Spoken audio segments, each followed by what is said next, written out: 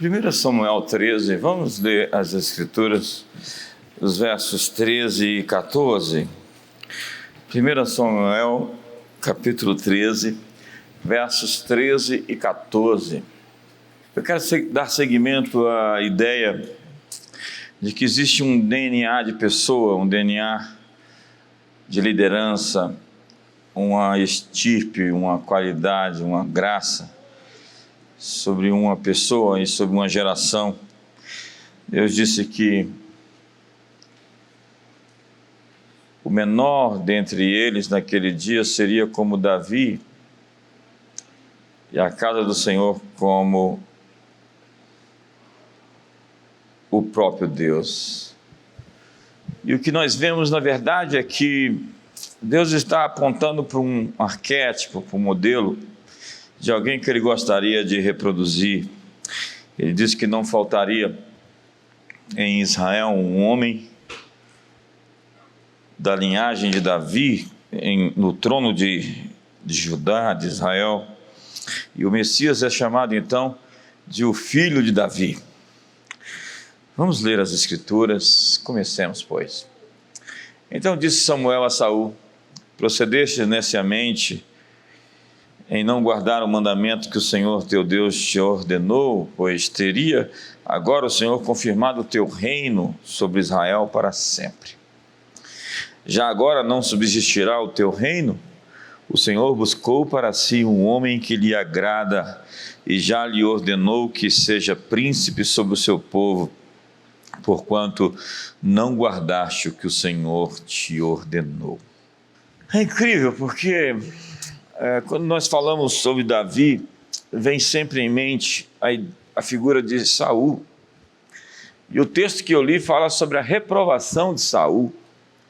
Como que ele deveria fazer algo tão simples e por que não fez? Foi então reprovado e depois, posteriormente, já 2 capítulos, no capítulo 15, mais uma vez Saul dissimula, falsifica, encobre, dá uma de ator. Se Davi é esse sujeito honesto, sincero, Saul é a antítese, é o contrário, é o inverso. É incrível a dissimulação de Saul. Eu, durante muito tempo, tenho cultivado essas mensagens sobre Davi e Saul. E eu pergunto às pessoas: quantos querem a unção de Davi? Quantos querem a unção de Saul? As pessoas sempre, quando eu falo de Davi, elas levantam a mão, quando falo de Saul, não levantam a mão. Mas a verdade é que a unção é a mesma. A diferença é o vaso sobre o qual foi posto o óleo e o que se foi feito com aquilo que lhe foi entregue. Eu posso entregar coisas na mão de alguém e aquilo render, funcionar, acontecer, e na mão de outro secar. É incrível como Saul tinha tudo para dar certo. Ele era o mais alto, bonito, bem aparentado. Ele tinha uma proeminência, tinha vencido até guerras. Deus tinha o ungido, e a Bíblia diz que até Saul esteve no meio dos profetas. Saul profetizou, ele fez parte da cultura profética. Mas é terrivelmente didático para todos nós aprender que esse sujeito se transforma num monstro durante a trajetória da sua vida. Se Davi é transparente, Saul é dissimulado de maneira radical em tudo que faz. Ele é a expressão da busca de apreço e popularidade. Deus fala para Samuel no capítulo 15: visto que pequenos és aos seus próprios olhos, Deus te ungiu como rei em Israel. Ainda que você fosse pequeno em seu próprio olhar, Deus te ungiu como rei. Hoje eu estava fazendo uma call com alguns americanos, nós estamos programando a conferência global em outubro, e eu estava no quarto com pouca luz, eu não estava conseguindo me ver bem na call, mostrar as imagens de 4 pessoas, e a minha estava assim muito pálida. e ao olhar para deles bem lúcida, bem bonita, bem clara, e a minha bem escura, ao me ver daquele jeito, eu não estava conseguindo fluir muito bem na conversa. Saí dali, fui para o claro, então resplandeci, a luz brilhou. Então eu comecei a me inspirar e conversar com eles de igual para igual. E ali eu saí pensando, gente, quando você não se enxerga da maneira como deve se enxergar, você tem atitudes aquém do que o seu desempenho poderia mostrar, ou do que você foi chamado para fazer.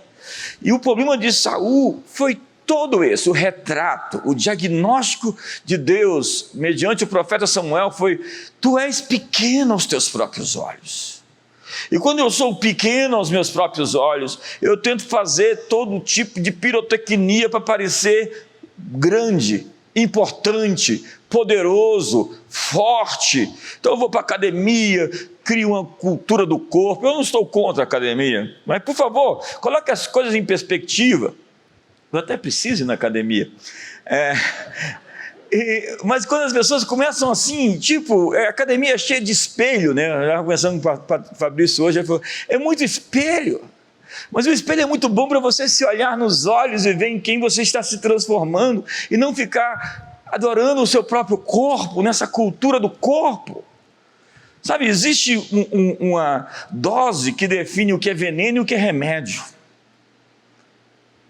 E Saul é esse sujeito que precisa da apreciação, da aprovação do povo ao tomar decisões. Então ele faz pesquisa de opinião para tomar decisão em Israel. Ele não é um líder que lidera e as pessoas vêm atrás. Ele é aquele que se adequa ao ânimo das massas. Isso não é liderança. Liderança não espera o que o povo pensa para tomar uma decisão. Liderança simplesmente vai à frente, inspira as pessoas e os chama para ir. Venha comigo, eu estou indo, ainda que às vezes não saiba muito bem para onde eu estou indo. Siga-me, eu estou logo atrás de você. Eu estudei liderança toda a minha vida, e definitivamente um líder, ele modifica o ânimo das massas. Um líder, ele modifica o ânimo das pessoas.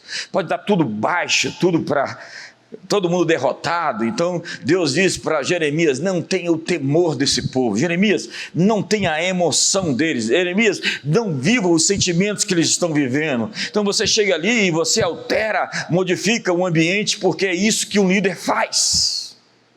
Mas Saul não. Saul, a Bíblia diz que nesse texto, ele viu o povo se dispersar, tinha uma ordem expressa para não acender o fogo do sacrifício. E quando Samuel chegou, ele tinha acabado de oferecer o fogo, e Samuel disse: o teu reino foi tirado de você, porque Deus achou um homem que lhe agrada. Deus já o ordenou que seja príncipe. Ao ler a história de Saul, eu tenho calafrios. Eu olho para aquele apóstata.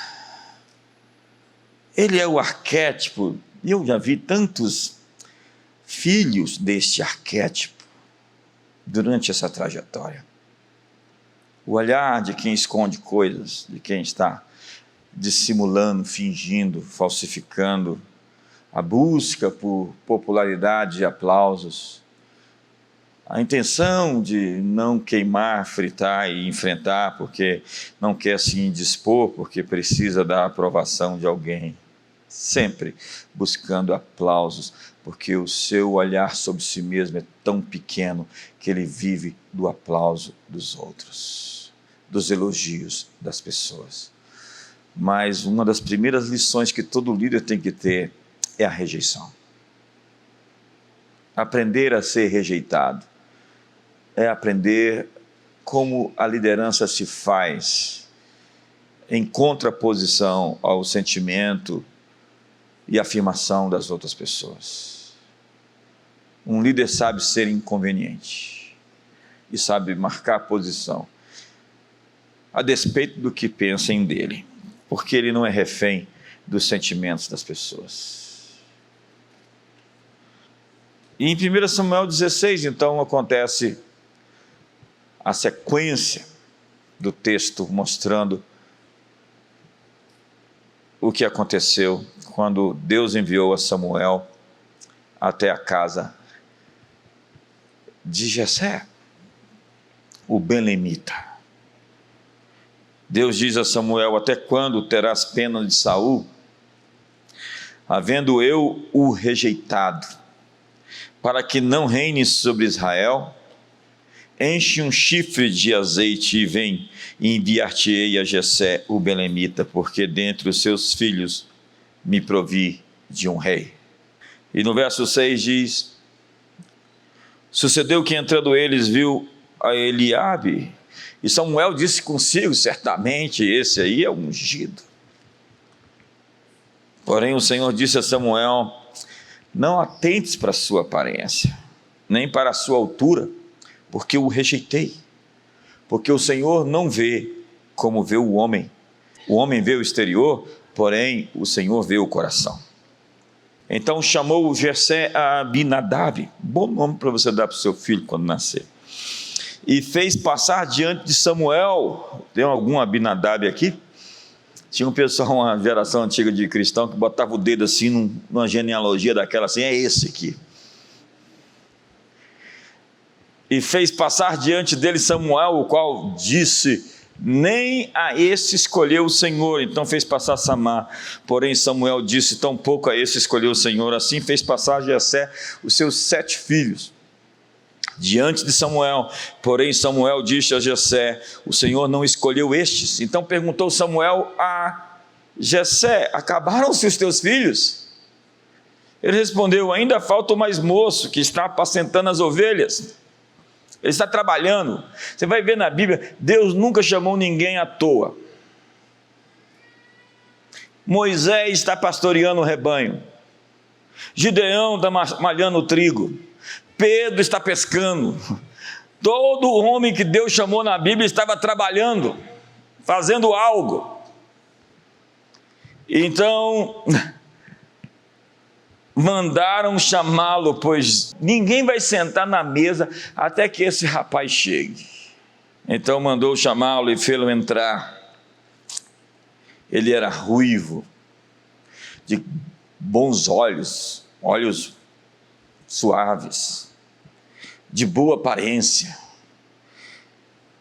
Disse o Senhor: levanta-te e unge-o, pois este é ele.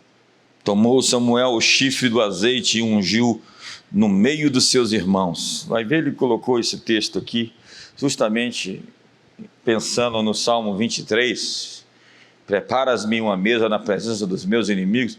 O Chris Walton disse hoje que antes de vencer Golias, às vezes você vai ter que vencer seus próprios irmãos.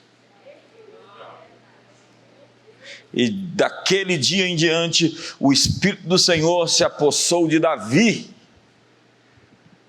É incrível como a confirmação das mãos de homens com a unção faz com que o que foi ligado na terra seja ligado no céu. Então Samuel se levantou e foi para Ramá. O texto aqui: acabaram-se teus filhos.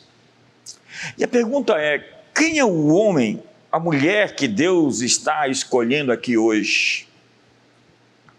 Isaías 13 diz, no verso 4: já se ouve sobre os montes o rumor como de um muito povo, o clamor de reinos e de nações já congregados. O Senhor dos exércitos passa em revista as tropas de guerra. Os olhos do Senhor estão sobre toda a terra, para mostrar-se forte para com aqueles cujo coração é totalmente dele.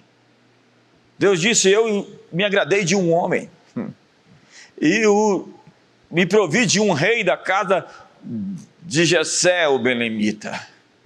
Deus estava no céu olhando para a terra e ficou feliz de ver um pastorzinho cuidando do rebanho de maneira distinta, cuidadosa, com excelência. Ele estava realmente fazendo o seu melhor. Deus está à procura desses que fazem o seu melhor com coisas mínimas, básicas, simples, cotidianas. Saul tinha o porte. O povo queria um rei alto, moreno, bonito. Mas Saul era sensível demais. Ele era depressivo e um dissimulador. Saul tinha uma grande preocupação com a sua imagem. Com a sua imagem. Tem gente cujo Deus é a sua imagem. E ele se preocupava o que iriam pensar dele. Mas Davi foi o escolhido, e a pergunta é: por que Deus se agradou de Davi? Antes de Samuel ir até Jessé, Deus disse: eu escolhi e me agradei de um homem. Se nós estamos falando de uma geração de Davis, se nós estamos falando que Deus está levantando um exército de Davis, nós precisamos entender quem é esse menino de Belém, o que ele fez, o que ele não fez, como é o seu modo operandi, qual é a sua relação com o poder, qual é a sua relação com a autoridade, qual é a sua relação com Deus. Leia os Salmos e você descobre um sujeito desaguado, desconjuntado, quebrantado, humilde. Eu tenho dito todos esses anos, a maior capa de alguém é a humildade. E humildade não é parecer lerdo. Humildade não é ser pobre. Na verdade, você só prova que é humilde no sucesso. Quando você tem sucesso, você pode provar se é humilde ou não. Alguém que não obteve sucesso não pode dizer que é humilde até que tenha sucesso.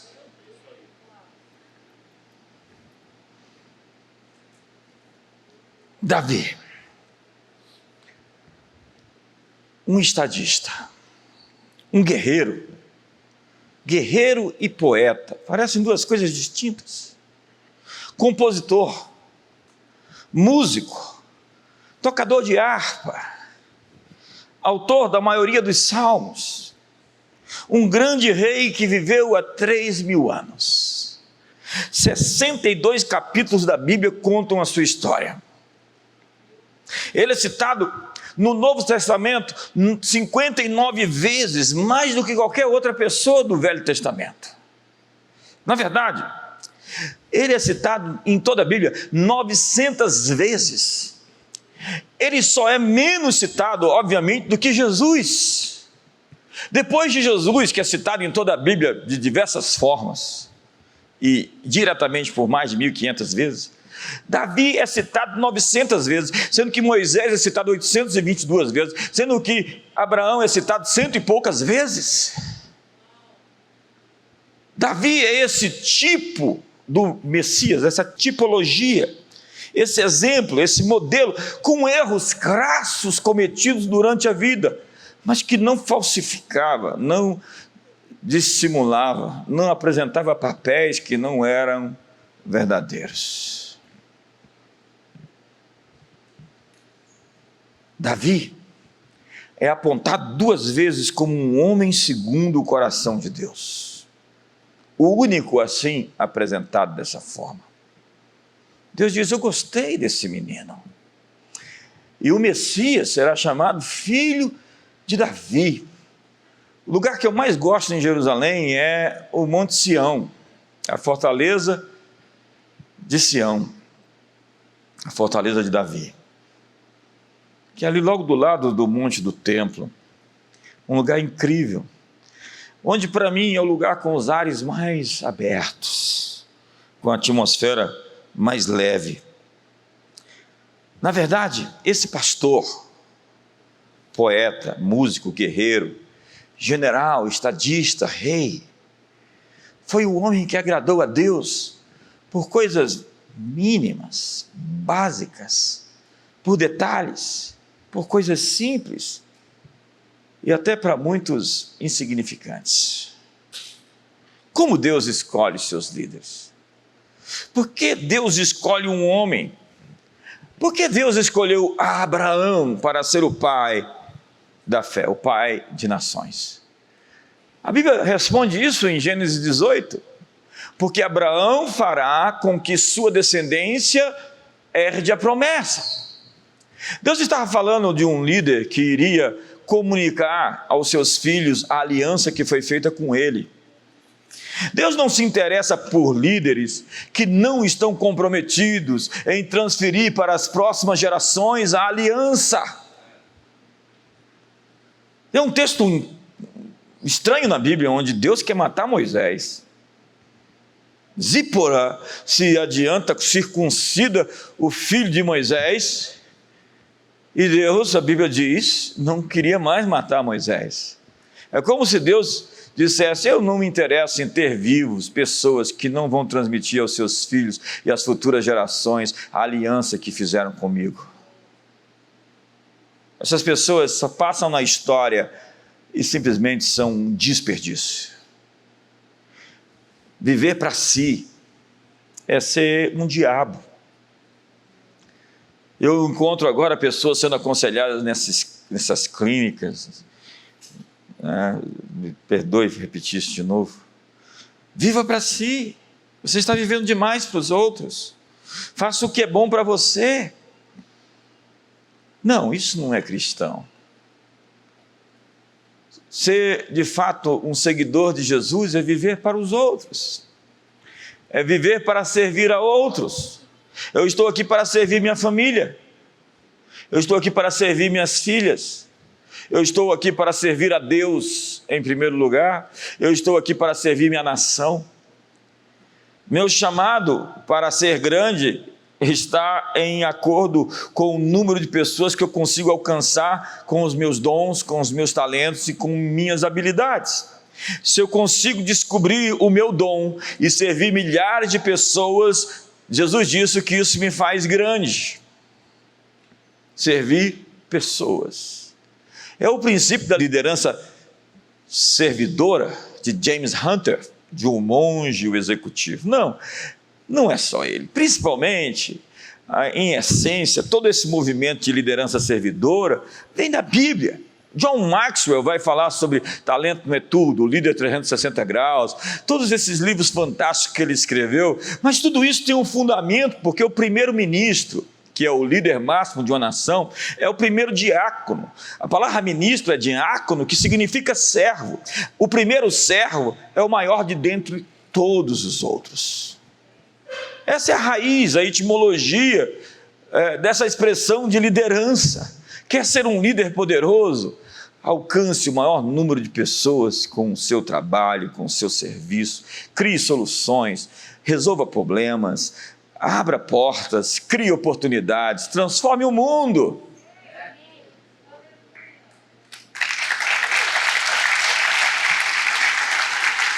Mas tudo em liderança se refere em ser uma inspiração para os outros. É alguém poder olhar e dizer: como eu queria ser como você. Está difícil hoje encontrar líderes assim. Está difícil encontrar no Senado gente assim. Está difícil encontrar líderes das esferas hoje que você pode dizer: meu filho, seja igual àquele fulano. Porque ele é um exemplo.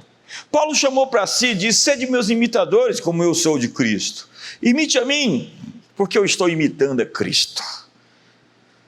E essa liderança inspiradora na Bíblia, com todos os seus erros, crassos, graves, extremos, terríveis, tem um nome: Davi, que não cometeu nem de perto os erros de Saul. Obviamente Saul mandou matar os sacerdotes de Nob. Que loucura aquilo. Mas se você for olhar inicialmente, os erros de Saul são essas pequenas dissimulações.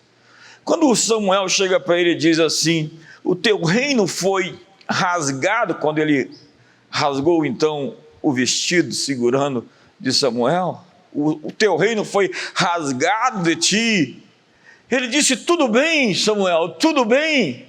E havia uma tensão lá fora, eles estavam dentro de uma tenda, estavam numa reunião particular. Samuel, o profeta, todos que olhavam para Samuel já ficavam de longe, assim, dizendo: é o vidente. Era o primeiro dos profetas, da escola dos profetas.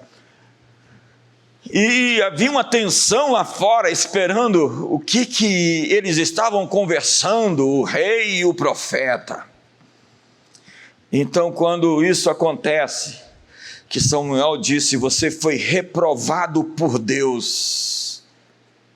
A resposta de Saul deveria ser: nós podemos reverter isso. Ele deveria cair de joelhos, ele deveria chorar até não ter mais água no corpo, até não ter mais lágrima. Mas o que Saul disse? Tudo bem, honra-me perante o povo. Como? Eu tenho dito ao longo desses anos que esse é o texto mais terrível da Bíblia. É quando se diz a alguém: Deus te reprovou, tudo bem, mas que as pessoas me aceitem. Esse sujeito é um populista, ele está atrás dos aplausos, da popularidade das pessoas, ele não está nem aí para Deus. Se Deus o reprovou ou não, problema de Deus, problema do profeta. Eu quero jogar para a galera, eu quero lacrar, eu quero que todo mundo me veja sair de mão dada com o profeta, e o profeta sorrindo para mim. Samuel, por favor, tira uma selfie comigo para eu colocar no meu Insta, Samuel.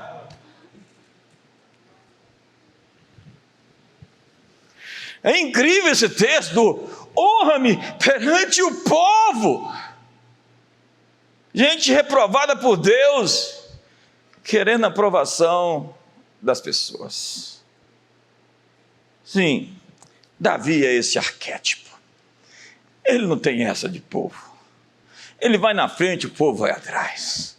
Ele frita com todo mundo, ele frita até com os perto dele. Eles querem que Davi mate Saul, numa situação que Deus entregou Saul na mão de Davi, e ele começa a ter taquicardia literalmente no coração. Seu coração começa a entrar em palpitação só porque ele pensou em matar o rei. Ele disse: isso não é trabalho para mim. Ninguém mata Saul, Saul é quem se mata.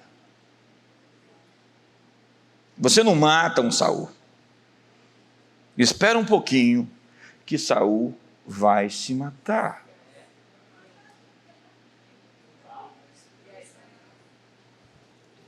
Ele vai dar um tiro no pé dele. Acredita, estou nessa jornada há algumas décadas. Eu já vi muito Saul se matando. Davi, esse arquétipo, e arquétipo aponta para uma espécie de pai. E pai deveria ser um modelo reproduzível. Pai é o que Deus está à procura de gente como pais, como mães. Ontem uma autoridade lá na minha célula, lá em casa, me disse: JB, você tem 53 anos. Ele falou 55, 56, quem tem é o Renato, fez semana passada.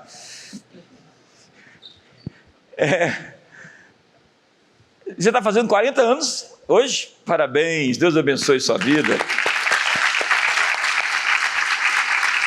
Eu falei para ele que nós parecemos ter a mesma idade.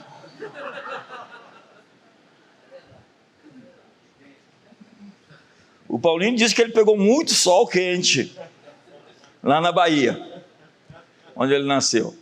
Onde eu estava, hein? Sim, ele me disse: olha só, JB, muito obrigado, Paulo Smith, que seria de mim sem você? Então, ele me disse: imagine se alguém com seus 55 anos tivesse chegado para você há 30 anos atrás e disse: JB, eu gosto de você, quero investir no seu sonho, quero investir na sua visão, eu quero patrocinar você. Isso é que um pai faz. Isso é que um líder faz.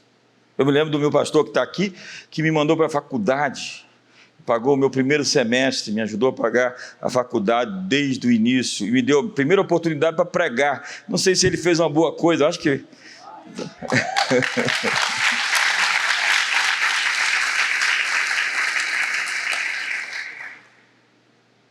Sabe, nós deveríamos fazer disso um ministério, e pensar nessas pessoas que podem despontar, que têm essa característica. Você sabe que o tráfico faz isso? Você sabe que a máfia faz isso? Eles pegam essas pessoas e transformam em juízes, magistrados, autoridades, para oprimir a gente. enquanto nós estamos esperando o mundo acabar com a boca escancarada, cheia de dentes. Davi é esse arquétipo, reconhecido até hoje como o maior estadista que Israel já teve. Nos seus dias, as fronteiras de Israel se alargaram, inimigos foram vencidos, justiça e prosperidade nacional foram alcançados. Quando Napoleão Bonaparte, certa vez, foi perguntado por um dos seus interlocutores por que faltavam estadistas em nosso mundo, ele respondeu: para se exercer o poder, deve-se possuir insignificância e magnificência. Veja que paradoxo, né? Insignificância e magnificência. Isso é o leão e o cordeiro. Jesus é o leão de Judá, o cordeiro de Deus. Você olha para ele e fala, ele é uma ovelha. É como dizem os coríntios de Paulo, a presença dele é frágil. Ele está ali com cartas, ele é nervoso, irado, mas a presença dele é fraca. Você olha para ele, você não dá nada. Aí ele diz, vocês podem escolher a maneira que eu vou vir a vocês a próxima vez, mediante palavras gentis e doces, ou mediante chicotes e açoites. Apareceu o leão. O leão aparece, mas o leão não pode aparecer na hora errada. O Hulk não pode ficar verde, usando a esposa como para-raio. Não cotovela o irmão assim, que fica feio na frente do povo.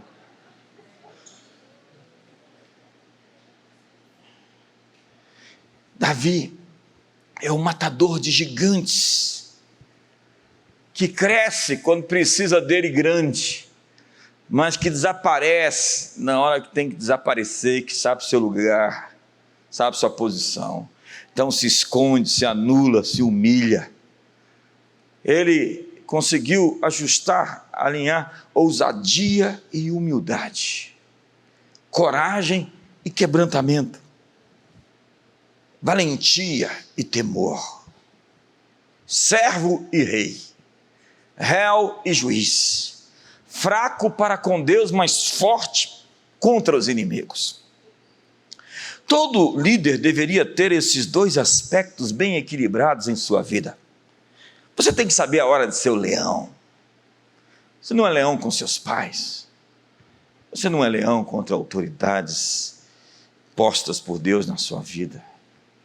Você não é leão contra a sua esposa, nem contra seu marido, garota. Você é leão contra o adversário, contra o diabo, contra a mentira, contra o cinismo, contra o medo, contra a falsidade. E você é quebrantado. Esse Davi lá da Bíblia, do Salmo 51, que diz, purifica-me com hisopo, porque é um coração quebrantado e contrito não desprezarás. Como diz o profeta Isaías, eu, o Senhor, habito num alto e sublime trono, mas habito também com o quebrantado e contrito de coração. Então você vê nos Salmos o coração de alguém que consegue falar dos seus sentimentos perante Deus.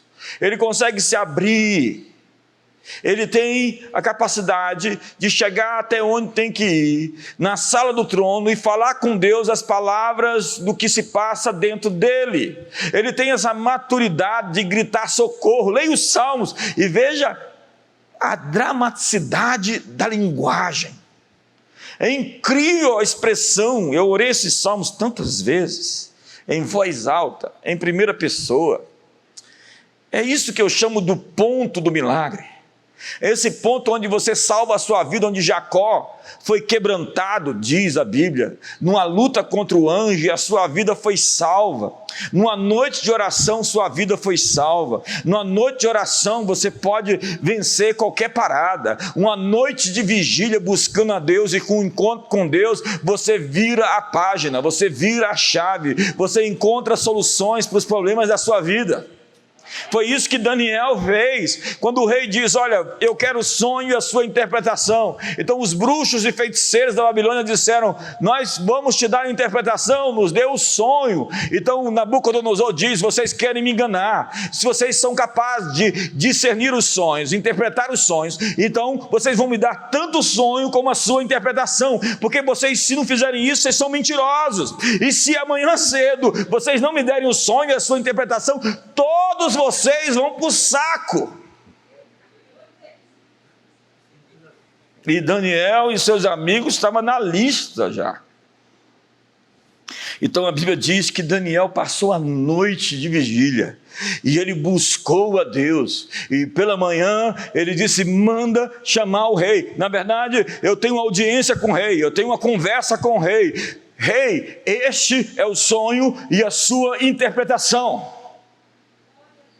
À noite ele recebeu. Eu tenho essa experiência pessoal, de buscar algo, uma informação que eu não tinha, e Deus me dá essa informação. Eu tenho essa experiência de passar horas e horas orando sobre assuntos, e no outro dia a atmosfera sobre algo está totalmente mudada. Essa capacidade de descer até o pó. Davi sabia mover o coração de Deus. Ele sabia se humilhar perante Deus. Como diz o apóstolo Tiago: humilhai-vos perante a potente mão de Deus, para que Ele vos exalte em tempo oportuno. Limpai as mãos, pecadores. Purificai o coração, vocês de duplo ânimo. Duplo ânimo é: quero agora uma coisa, amanhã quero outra. Não sei o que quero. Então, desterrado pelo rei Saul, Davi soube enfrentar as agruras do deserto. Entre você e a promessa de Deus sempre tem um deserto. E o tempo que você vai ficar no deserto tem a ver com as lições, os aprendizados que você consegue ter. Porque quando você aprende a lição, você não precisa ficar mais lá naquele ponto. Mas você vai ficar naquele ponto até aprender a lição. E o povo não aprendeu a lição e morreu naquele lugar chamado deserto.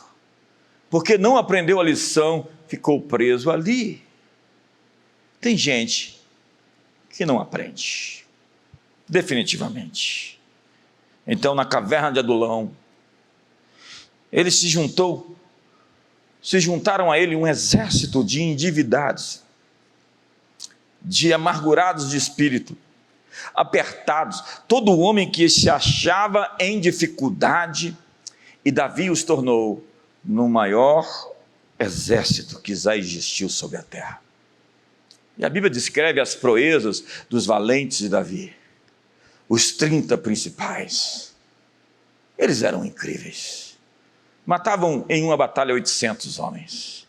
É aquele texto que diz: um vale um exército de 1000. O outro, com a espada na mão, depois de lutar, não conseguiu soltar a espada. Tamanha era a tensão que ele tinha colocado sobre a mão na espada. Diante deles, diz a Bíblia, a terra tremia.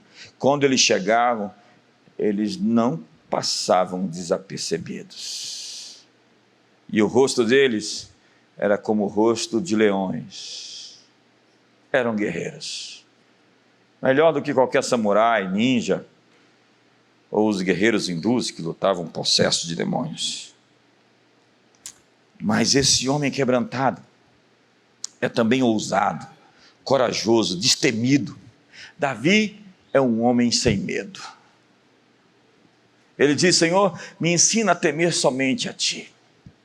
Em me vindo o temor, hei de confiar em Ti. E ainda que passasse pelo vale da sombra da morte, eu não temeria, porque Tu estás comigo. Quem vive sem coragem não sabe o que é viver. Porque se a coragem é contagiosa, o medo também é. E diz a Bíblia: fogem os ímpios sem que ninguém os persiga. Mas o justo é intrépido como o leão. Que Deus nos dê essa ousadia, essa coragem, essa intrepidez dos leões. Que o leão de Judá possa aparecer em nós. Eu gosto do que disse Goethe: seja ousado e forças poderosas se unirão a você. Porque o destino favorece aos bravos. Então Deus fala na Bíblia aos homens, sempre os empurrando adiante. Josué, coragem, tem bom ânimo. E repito, coragem, tem bom ânimo. E repito, coragem, tem bom ânimo. A mensagem de encorajamento é a mensagem do Espírito Santo. Cuidado com esses profetas que só fazem desmaiar o seu coração com essas palavras ruins que você vive recebendo. Gideão, o Senhor é contigo, homem valente. Apesar de estar se escondendo, você é valente e não sabe. Jesus disse: no mundo tereis aflições, mas tende bom ânimo. As aflições não interessam, interessa o seu estado de ânimo, é como você está, seu encorajamento, sua vontade de lutar, de vencer, de avançar, de prosperar, de crescer, de se desenvolver, de conquistar. Me ajuda aí, gente.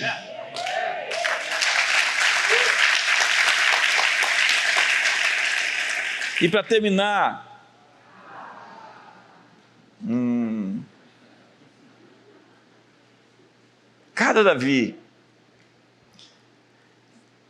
cada Davi de Deus está oculto por uma temporada com uma missão que para os outros, como os irmãos de Davi, se parecia mais com um tipo de poucas ovelhas. Eu já tenho uma editora, eu vendo milhares de livros todo mês,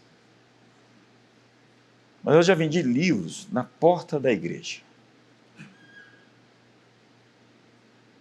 Ah, pensei que você tinha chegado aqui de paraquedas.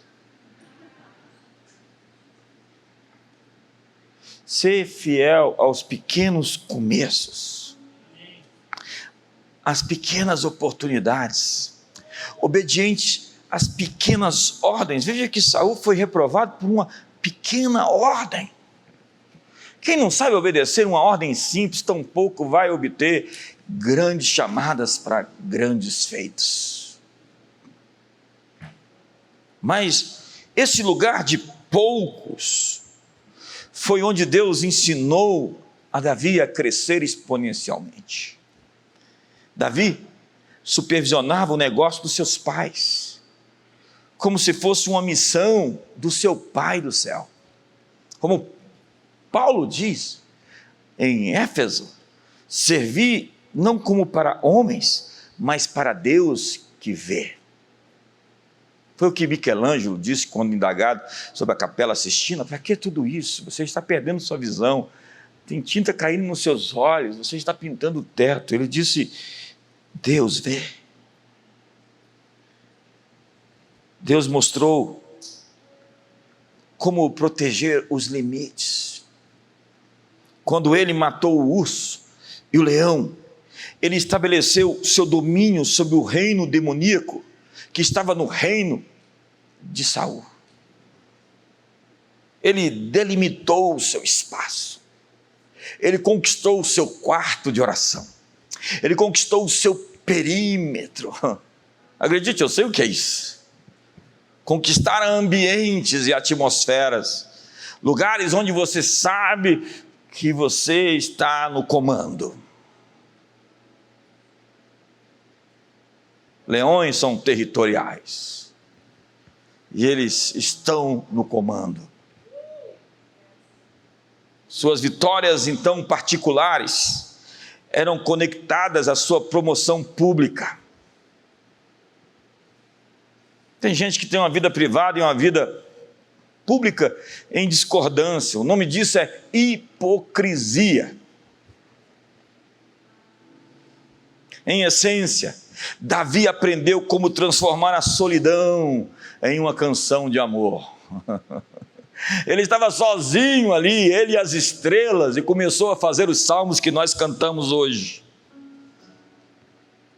sozinho, ele aprendeu a ouvir como Moisés durante 40 anos no deserto. Imagine uma pessoa 40 anos sem barulho, sem ruído. O seu problema é que sua vida tem muito barulho, tem muito ruído, tem muitas vozes, tem muitos conselheiros, tem muita informação. Então, Davi aprendeu a ser pastor da sua esfera. Quem nos acompanha desde cedo sabe como nós fomos ampliando as esferas, pregando para pouca gente, como se estivéssemos pregando para milhares, falando para 4, como se estivéssemos falando para 4 milhões. Essa é a essência de Davi. Naquela encosta, ele estava se formando como um matador de gigantes. Então, reavalie a sua esfera presente. Não importa o quão pequena ela seja fiel ao processo. Sua casa, seu casamento, sua família, seu trabalho. Pastoreie fielmente o que Deus te entregou. Exija de si maior maestria. Dê seu passo contra o leão e o seu urso no seu próprio interior. Porque às vezes o leão e o urso são os monstros que querem habitar em nós e se manifestar através de nós mediante a luxúria, a raiva, a ansiedade, a culpa, as desculpas, a preguiça. E se o leão ou o urso aparecer em qualquer circunstância, mostre que você é o Davi, que vai lidar com estes, a fim de ir para a próxima batalha, que é derrubar o seu gigante e ganhar uma projeção para toda a nação, onde canções serão cantadas a seu respeito, livros serão escritos, e você entra para a história como alguém que venceu cada etapa, cada fase. De olhos belos, cabelo ruivo e boa aparência. Davi não tinha cara de matador de gigantes, mas tinha um coração. Deus não vê a aparência, Deus vê o interior. Fique de pé. Quem é o homem que Deus escolhe?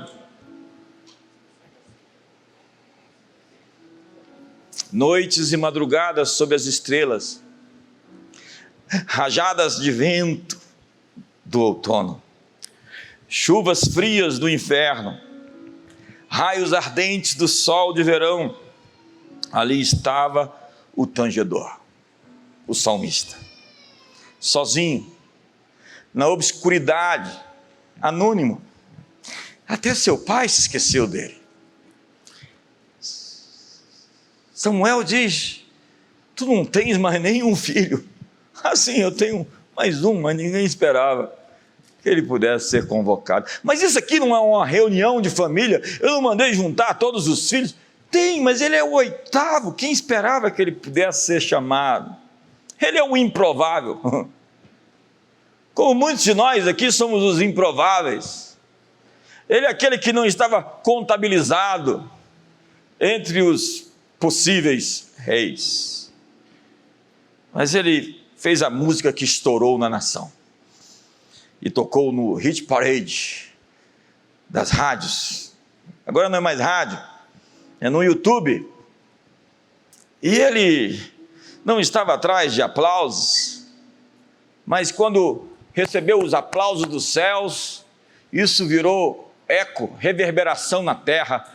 Então ele foi celebrado entre os seus guerreiros. E diz a Bíblia em 2 Samuel capítulo 6, que todo Israel se juntou, 2 versos 6, se juntou em Hebrom e ungiram a Davi, rei de Israel. Feche os seus olhos hoje. Não existe sucesso instantâneo.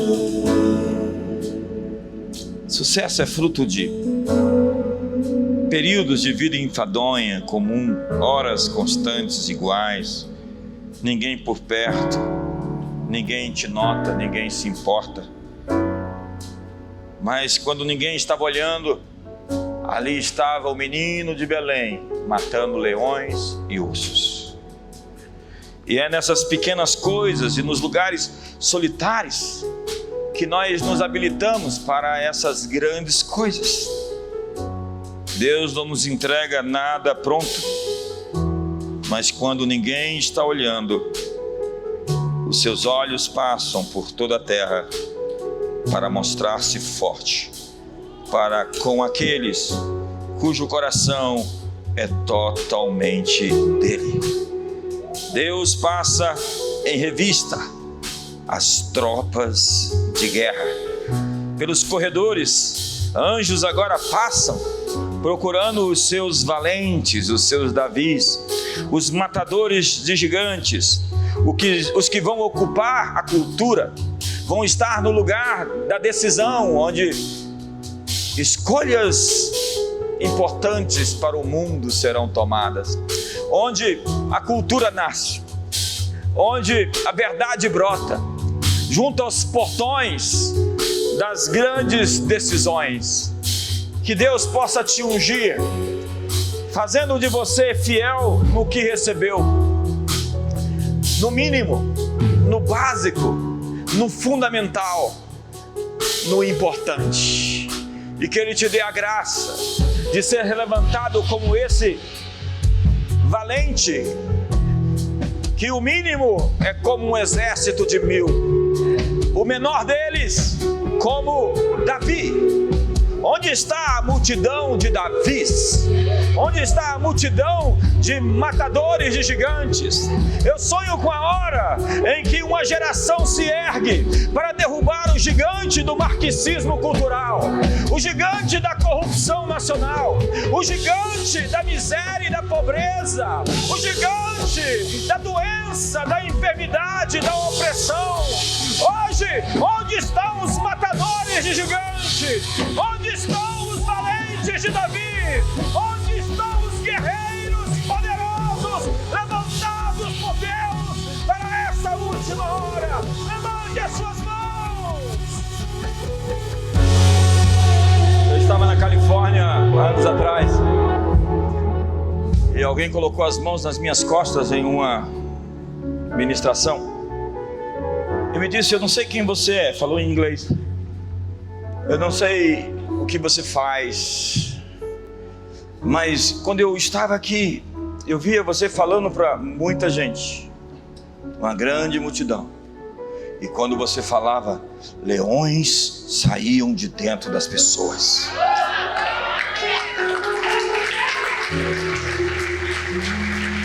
Eu fiquei absolutamente chocado com aquilo, e eu recebi aquilo de maneira tão forte. E eu sinto que existem leões para acordar. Existe uma bravura, uma coragem, uma intrepidez, uma ousadia que quer se expandir. A você que está talvez se escondendo em casa com medo, existe a hora em que um povo se ergue com essa intrepidez, homem sem medo, cujo único desejo tem é de satisfazer a vontade do seu Pai. O único temor que tem é de quebrar a aliança e os preceitos, os princípios do eterno. Eu sinto que Deus está levantando essa geração, e eu estou pregando sobre isso há alguns dias. Existe uma multidão de Davi se erguendo.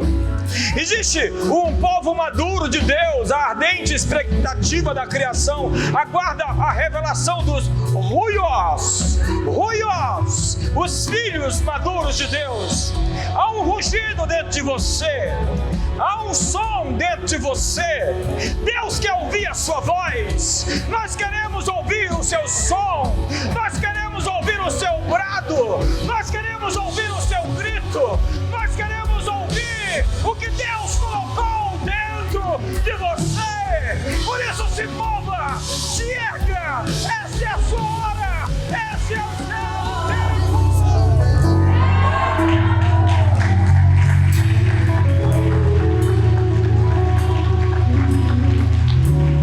Deus estava olhando para a terra à procura de um homem. Seus olhos pararam em Davi. Esse lhe chamou a atenção. E Deus disse: este é o meu homem.